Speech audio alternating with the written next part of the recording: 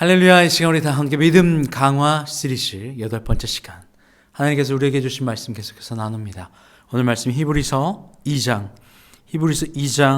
16절에서 18절까지 말씀입니다. 16절에서 18절까지 말씀입니다. 우리 함께 말씀 보겠습니다. 이는 확실히 천사들을 붙들어 주려 하심이 아니요 오직 아브라함의 자손을 붙들어 주려 하심이라. 그러므로 그가 범사에 형제들과 같이 되심이 마땅하도다. 이는 하나님의 일에 자비하고 신실한 대제사장이 되어 백성의 죄를 속량하려 하심이라. 그가 시험을 받아 고난을 당하셨은즉 시험 받는 자들을 능히 도우실 수 있느니라. 아멘. 할렐루야. 예수님께서는 우리를 돕기를 원하십니다. 우리를 사망에서 생명으로 옮겨주는 바로 그러한 돕기를 원하십니다. 죽음 가운데서 허우적대는 우리들을 돕기를 원하세요. 근데 자신은 아무 희생과 아무런 감정 없이 옆에서 밀어주는 역할이 아니라 그분이 친히 그 구렁텅이로, 사망의 구렁텅이로 들어가셔서 거기에서 허우적대는 우리들을 업고, 아니 대신 자신이 들어가시고 우리를 물 밖으로 밀어내시는 바로 그러한 사랑을 보여주시는 겁니다. 자신을 희생하는 사랑 말입니다. 로마서 5장에는 선인과 의인을 위하여 간혹 죽는 사람이 있을지라도 죄인을 위하여 죽는 자가 없다고 하셨는데, 우리가 죄인 되었을 때에, 아직 의인 되지 않았을 때에, 아직 우리가 하나님의 사랑을 고백하지 않았을 그 순간에 주님께서 먼저 우리를 사랑하십니다. 어떻게 해요? 자신의 목숨을 내어주는 사랑 말입니다. 먼저 고난을 당하십니다. 18절 말씀은요, 그가 시험을 받아 고난을 당하셨은즉, 시험도 받으셨고 고난도 받으셨어요. 이사야서 53장은 시험과 고난을 뭐라고 이야기하냐면요, 이렇게 이야기합니다. 그가 찔리고, 그가 상하고, 그가 채찍에 맞고, 그가 징계를 받았다. 그 이유가 뭐라고요?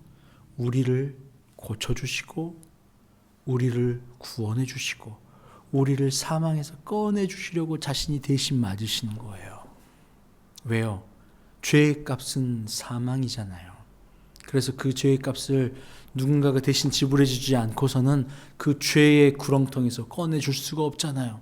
그래서 오늘 말씀에서처럼 주님이 대신 고난을 당하셨고, 대신 시험을 받으셨고, 그리고 우리에게 직접 그 사망의 음침한 골짜기로 들어가셔서 우리를 건져내 주신 분이에요.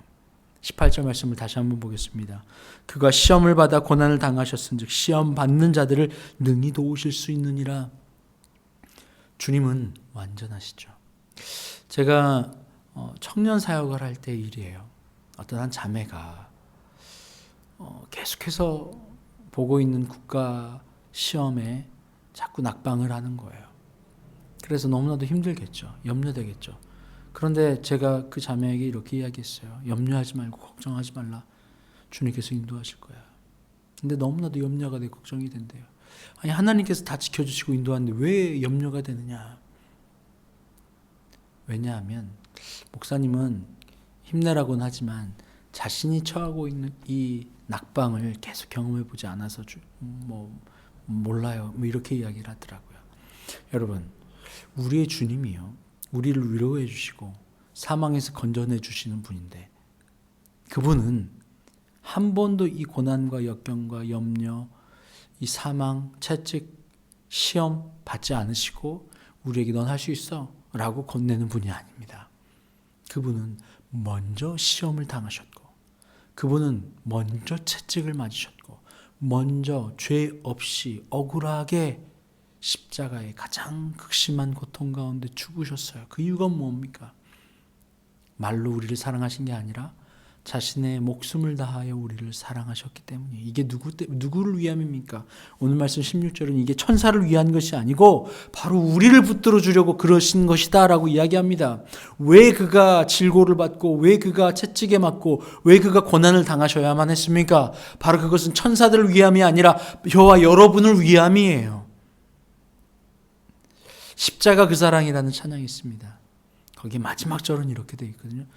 나는 존귀하고 소중한 주의 자녀다. 나는 보배롭고 존귀하고 소중한 주의 자녀다. 주님, 그분께서 여러분과 저를 존귀하고 소중하고 가장 귀하게 여겨주셔서 자신의 자녀이기 때문에 자신의 자녀를 위하여 친히 질고를 지시고 친히 십자가를 지고 친히 고통당하시고 시험 받으신 거예요. 그래야 우리를 구원해 주실 수 있으니까요. 그래야 그분이 우리를 위로하실 수 있으시니까요. 창조주 하나님은 전혀 그럴 이유가 없으신 분이에요. 그는 선하시고 사랑하시고 완전하시거든요. 그런데 그 완전함은 우리 죄 가운데 빠진 우리를 사랑하시는 그 사랑으로 그 완전함이 나타납니다. 그 완전함은요, 그 사랑은요, 어떤 사랑이에요? 바로 우리를 위하여, 나를 위하여 목숨을 내어주는 완전한 사랑입니다. 여러분, 이건 세상에 없는 사랑이에요. 세상에 있을 수 없는 사랑입니다. 그리고 우리에게 말로만 하는 사랑이 아닙니다. 그리고 우리에게 등 떠밀면서 하는 사랑이 아닙니다. 그분이 직접 고난에 내려가셨고 십자가로 내려가셨고 사망의 음침한 골짜기로 내려가셔서 아들아 딸아 내가 너를 위하여 대신 채찍에 맞음, 내가 너를 위하여 대신 질고를 치고 있다. 내가 너의 모든 염려와 걱정 내가 다 짊어질게. 너는 자유하렴, 너는 나아가렴 이라고 말씀하시는 거예요. 여러분, 혹 이 말씀이 다른 이가 아닙니다. 천사가 아니에요. 바로 저와 여러분을 위해서 있는 말씀입니다. 이게 믿음이거든요. 예수 그리스도의 사랑을 그대로 받아들이는 것이 믿음이에요.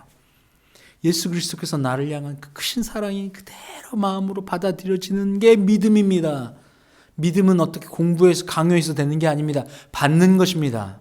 사랑은 공부하는 게 아닙니다. 받는 거예요. 여러분, 받고 그 사랑이 내게 진짜 보배롭고 존귀한 주의 자녀구나, 나를 그렇게 붙들어 주셨구나, 사망의 음침한 골짜기에 있는 나를 구원해 주시기 위하여 자신이 직접 들어가셨구나, 죽을 수밖에 없는 죄인이고 살인자인 나를 주님께서 친히 나를 위하여 대신 자신의 목숨값을 주어 우리를 죄에서 구원하셨구나. 여러분, 이것이 내게 깊이 믿어질 때에, 그것이 사랑으로 받아들여질 때 이게 믿음이에요. 그때 주님, 나 죽을 수밖에 없잖아요. 죽었잖아요. 그런데 나를 위하여 자신의 목숨을 주시다니요. 나를 위하여 자신의 모든 걸 주시다니요. 창조주이시고 젖는자이신 당신이 나를 위하여 친히 죽으시다니요. 인간의 손으로, 피조물의 손으로 죽으시다니요. 창조주가. 주님, 그 사랑 너무나도 기가 막혀서, 그 사랑이 너무나도 크고 기가 막혀서 이제 나는 내 다시 받은 이 사랑, 이 삶 주님을 위하여 사용할게요. 이제 내 인생은 주님 거예요. 바로 사랑을 받고 사랑을 하였기 때문에 내게 있는 모든 것이 주 것이라고 고백하는 것이 믿음입니다. 강요해서 되는 게 아니에요. 강요해서 헌금하는 것이 아닙니다. 강요해서 봉사하는 게 아니에요. 강요해서 믿어지는 게 아닙니다. 그 사랑이 받아들여질 때 믿는 거예요. 그리고 그 사랑의 대상에게, 사랑을 준 대상에게 내 모든 것을 줘도 하나도 아깝지 않은 것이 되는 것이 헌신과 봉사하고 걸어가는 믿음입니다. 여러분, 여러분의 믿음을 강화시키고 싶다면 나를 위하여 기꺼이 고난받으시고 채찍에 맞으시고 십자가를 지시고 시험 받으신 그분, 나를 대신해서 이 모든 질고를 짊어지신 그분, 그래서 우리의 죄를 대신 죽음으로 목숨값으로 지불하여 주신 그분, 그분의 사랑을 받아 그분을 향해 사는 삶, 바로 이것이 우리가 믿음이 강화되는 방법입니다. 여러분, 그분의 사랑을 마음 깊이 받으시고 고백하시길 바라요. 기도할게요. 하나님, 감사합니다. 예수 그리스도의 죽으심은 천사를 위함도 아니고 다른 어떤 것도 아닌 바로 나를 위하였음을 고백합니다. 내가 죄인 되었던 그 순간, 죄인이었을 때부터 주님은 우리를 사랑하셔서 그 죄의 값을 대신 지불하시고 자신의 목숨을 던져 고통받으시고 시험 받으셔서 우리를 그 자리에서 자유롭게 하신 줄 압니다. 그 사랑, 기가 막힌 사랑을 우리가 받습니다. 그 사랑 안에서 참 자유를 누리게 하여 주시옵소서. 감사하며 예수님의 이름으로 기도합니다. 아멘.